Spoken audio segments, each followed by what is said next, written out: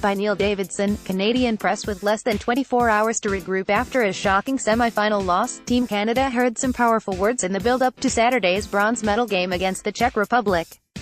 They came from GM Sean Burke, fellow team executive Martin Brodeur, the players' leadership group and Calgary mountain climber, motivational speaker Jamie Clark. For defenseman Matt Robinson, the message was, "This is forever.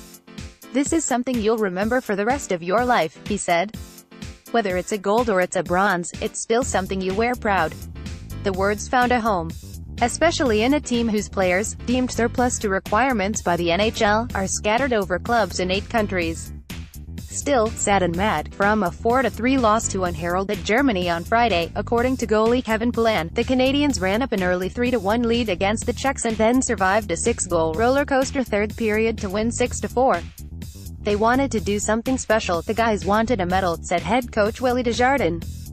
"They didn't come over here just to march in the opening ceremonies. They wanted to do something special." In a tournament devoid of NHL stars, the blue-collar Canadians had hoped to take advantage of the resulting parity and grind their way to the top of the podium.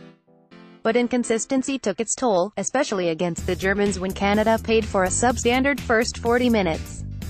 Still, the Canadian men showed their character in the bronze medal game, delivering a bounce-back performance that gives them something to remember. But the medal could have been a lot shinier had there been a better effort against Germany. The pre-game message was also about adding to the record Canadian medal total here. "We wanted to be part of that.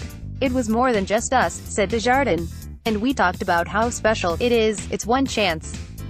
And how Friday night didn't go the way we wanted, but I think that's the way their whole careers have gone. Some things don't go the way they wanted, but they just don't give up." Things looked bleak after yet another sluggish Canadian start. But a flurry of first and third period goals turned the tide Canada's way in what was one of the Olympic tournament's most exciting contests. You blinked at your own risk, with goals coming fast and furious. Czechs never gave up. Andrew Ebbett and Chris Kelly each had 2 goals, while Derek Roy and Wojtek Wolski added singles for Canada. Roman Cervenka, with 2 goals, Martin Ruzicka and Jan Kovar scored for the Czech Republic, which was blanked 3-0 by the Russian entry in the other semi-final. The Czechs outshot Canada 34-26. The Canadians led 3-1 after 16 minutes despite not putting a shot on goal for the first 7 minutes 21 seconds. The two teams combined for 3 goals in 31 seconds in the first period, Canada at 8:57, the Czechs at 9:13 and Canada at 9:28, tying the Olympic record for 3 fastest goals, originally set in 1976 by the U.S. Canada's 3 goals came on 9 first-period shots against goalie Pavel Francouz, who stoned all but one Canadian shooter in the Czechs' 3-2 shootout win in the preliminary round.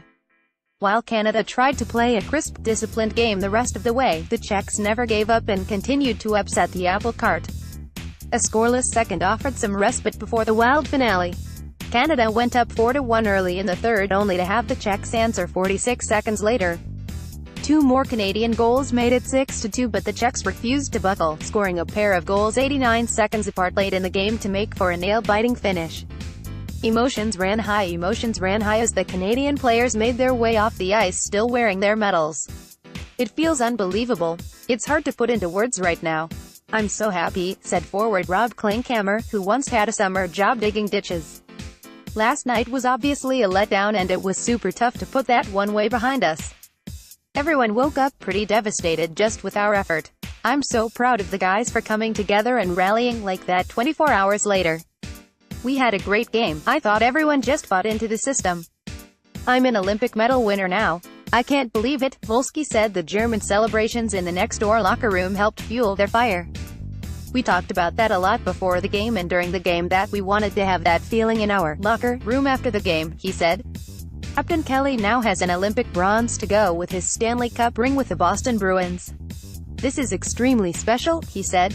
"The way we came out and started this game after a disappointing loss last night, I thought it really showed the character of the group. Canadians are proud people," he added. "And there's 25 proud guys in there that want to represent their country the right way." Burke, a 2-time Olympian, spoke at a morning meeting and relayed a text message from Brodeur that also struck home. Focused on a medal, Brodeur is a 4-time Olympian and 2-time Olympic gold medalist.